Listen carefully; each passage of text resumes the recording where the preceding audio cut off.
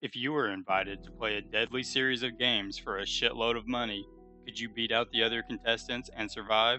Well, you're wrong, and in this video I'm going to go through the movie Would You Rather and tell you exactly why you have little to no chance at survival.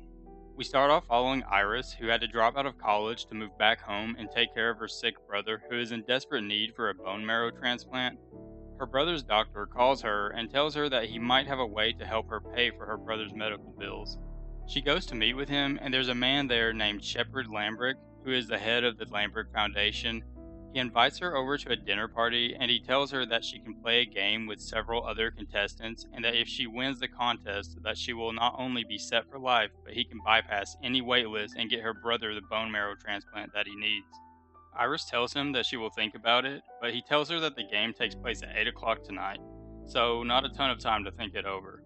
And I hear what you guys are saying, that this guy is a walking red flag, someone showing up out of nowhere and solving all of your problems. Obviously, this guy is up to no good and she should just walk away, and you're not wrong for thinking that.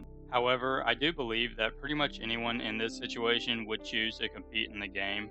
While she is pretty skeptical, she is also desperate, so it's a chance worth taking. Later that night, she arrives at the Lambrick family's mansion where she's introduced to the other contestants: Lucas, Cal, Peter, Conway, Linda, Amy, and Travis. So far, there is not much to tell us what kind of contest this is going to be, but given the fact that they invited Linda, an elderly, overweight woman in a wheelchair, it's probably not a contest of physical fitness. It also seems that everyone except Conway is drinking. I think if I was about to play a game where I could win millions of dollars, I would want to be sober. The butler named Bevins comes in, and in his words, Interest of discretion and eliminating distraction and unfair advantage, we ask that you leave all possessions here during the game. Phones, keys, etc. At dinner, we have her first introduction into the game. Iris says that she's a vegetarian and cannot eat the steak. Mr. Lambrick offers her $10,000 to eat the steak. While this does make Iris uncomfortable, there's nothing to suggest that they're in a life-threatening situation. Next, he notices that Conway is only drinking water and discovers that he is a recovering alcoholic. He offers him $10,000 to drink a glass of wine. When Conway refuses, he ups the ante and offers him $50,000 if he will drink an entire decanter of scotch. This is the first dangerous part of the game, which should be a massive red flag to everyone in the room. The decanter of scotch is roughly as much as a standard bottle of wine, which is 25 fluid ounces. The recommended maximum for hard liquor is 1.5 ounces, and while it might not kill him if he drinks the entire thing, it definitely could. Afterwards, Mr. Lambrick goes over the rules for the game, which are quite simple. He gives them two options, and they must choose to do one of the two. And if they refuse, that person gets eliminated, and soon we will see exactly what getting eliminated means. He also only gives them 15 seconds to choose, so it has to be a snap decision. Before the game officially begins, he gives everyone one last opportunity to leave. You might think that there's been enough red flags for them to walk away, but keep in mind that everyone here is desperate and probably has not read into the alcohol thing from earlier. No one yet realizes that their lives are in danger, so of course nobody is going to leave. The first round begins, and Bevins brings in some machine that's basically just car batteries hooked up to some electrodes to shock people. Upon seeing this, Conway decides he doesn't want to play and tries to leave. I don't care. I'm done with this. You were warned. You go to hell, you sick motherfucker! Well, now they know what the stakes are, but unfortunately, it's too late for them to back out.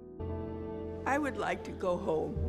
Well, obviously, participation is no longer voluntary. I believe we just made that perfectly clear. The first round begins. Bevins places electrodes on Cal and Amy's head, and he has to decide which of them gets zapped. He chooses to electrocute himself. It's a bold strategy, Cotton. Let's see if it pays off for him. Next up is Amy. You're next. Would you rather electrocute yourself or... Wait. Take it easy. We're competing, right? Seems like she enjoyed that a little too much. While I do think Amy has the right idea, only one of them can win after all, so you definitely want to eliminate the other players so that you can make it out alive. She might want to be a little more subtle about it.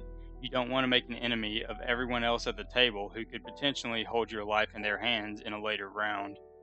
Next up, Linda is given the same choice and shocks Peter. They continue around the table, with Lucas and Iris being the only two to shock themselves.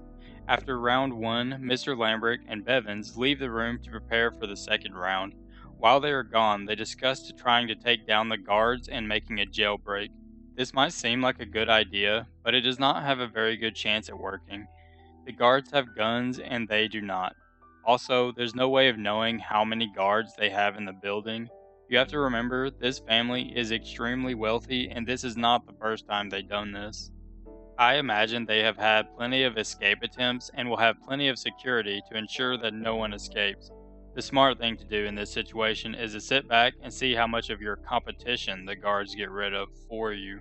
Mr. Lambrick's douchebag son, Julian, comes in and starts antagonizing them, which gets an outburst from Travis. This is incredibly stupid.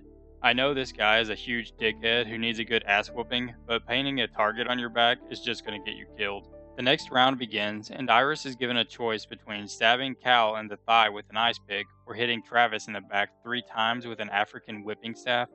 Travis tells her to hit him with the staff, and for some reason he decides to take his jacket off. It would probably not have softened the blows too much, but I would take all the padding that I could get. She does a weak, half-assed hit the first time because she doesn't want to hurt him, but Mr. Lambrick says it does not count, so she has to really put her back into it. Sorry, Travis, you're not getting off that easy.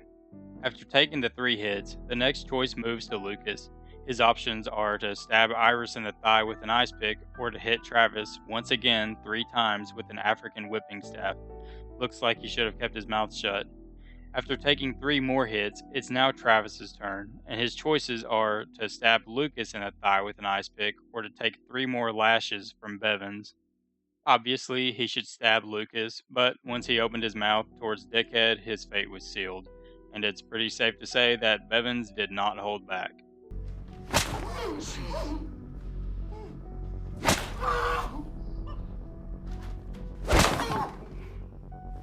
Next up is Peter. He sort of makes a speech that they all have to work together. Not sure how he came to that conclusion, but he says that Travis can't take any more hits, and since Linda is paralyzed and can't feel her legs, he will just stab her.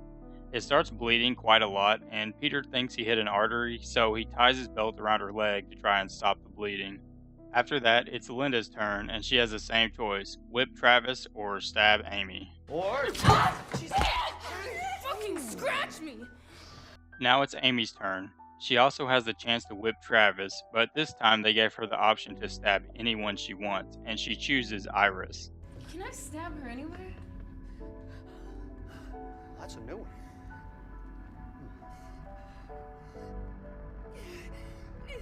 Just from the shoulders down. Again, I do believe that she has the right idea to eliminate the competition, but she needs to be a little more subtle about it. She could have asked for volunteers, and seeing that Lucas tried to get Travis to stab him earlier, he probably would have volunteered. And then she could, accidentally hit an artery. Guys, she hasn't moved for a while. Stabbed an old woman, Peter. Linda! After Linda is wheeled out, it's Cal's turn, and his choice is, again, to hit Travis 3 more times with the staff or stab Lucas with the ice pick. He decides to hit Travis, and after the beating, Bevins determines that Travis is still alive, but is unable to continue and is eliminated. While they are distracted, the players decide to attack the guards and attempt to escape.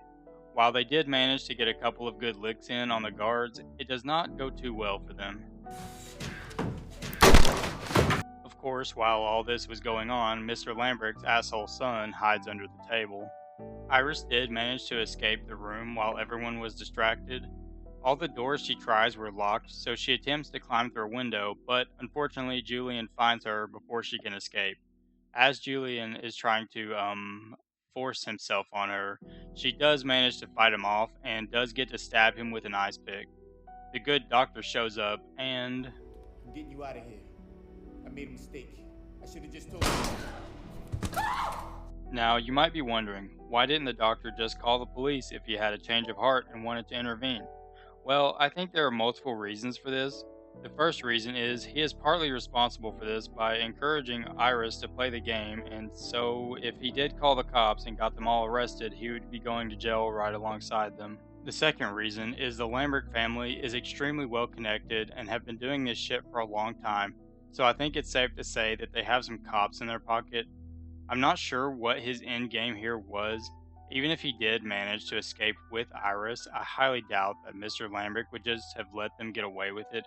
So he would definitely have needed to take out Mr. Lambert and his son, and obviously that's not going to happen. Iris gets escorted back to the game, and Bevins informs Mr. Lambert of what had happened, and on to the next round. For this round, a barrel of water is brought in, and each player is given an envelope. They get to choose between trying to hold their breath underwater for 2 minutes or a mysterious punishment concealed in the envelope.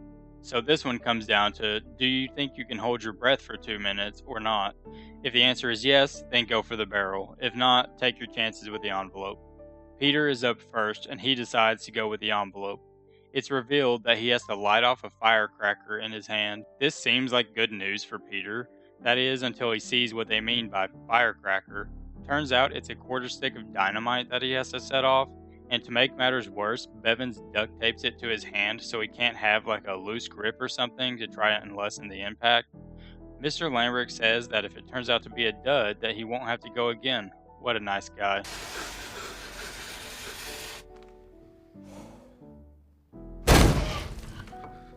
Wow!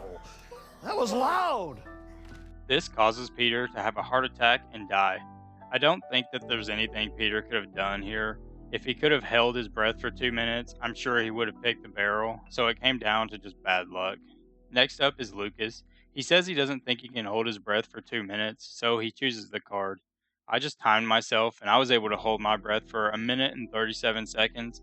Not quite 2 minutes, but if my life depended on it, I think I could extend that to 2 minutes. So personally, I would go for the barrel. Lucas takes out his card, and he has to slit his eye open with a razor blade. And by the way, you can pick whichever eye you want. It's completely up to you. Again, Mr. Lambert shows his kindness. Slitting your eye open certainly is not lethal, but damn, that would be hard to do. Next, it's Iris's turn, and it's safe to say that none of these envelopes are going to have something that's easy to do, so she chooses the barrel without hesitation. It begins with Bevins pushing her head down into the barrel. You could maybe knock the entire barrel over if you think you're about to drown, but they would probably just make you do it again, or possibly just shoot you for cheating or something. They check to see what Iris would have gotten, and she would have had to yank out all of her teeth. Now it's Amy's turn, and she chooses the envelope. What is this? It's another barrel with a 4. That 4 stands for 4 minutes. Damn, that's fucked up. It is possible to hold your breath for 4 minutes, but without some prior training, it ain't gonna happen. She's fucked. She also doesn't get a good breath when Bevins forces her head into the barrel, which is just another nail in her coffin, and the throat goat is no more. Now it's time for the final round. They flip a coin to see who goes first, and Iris wins the coin toss.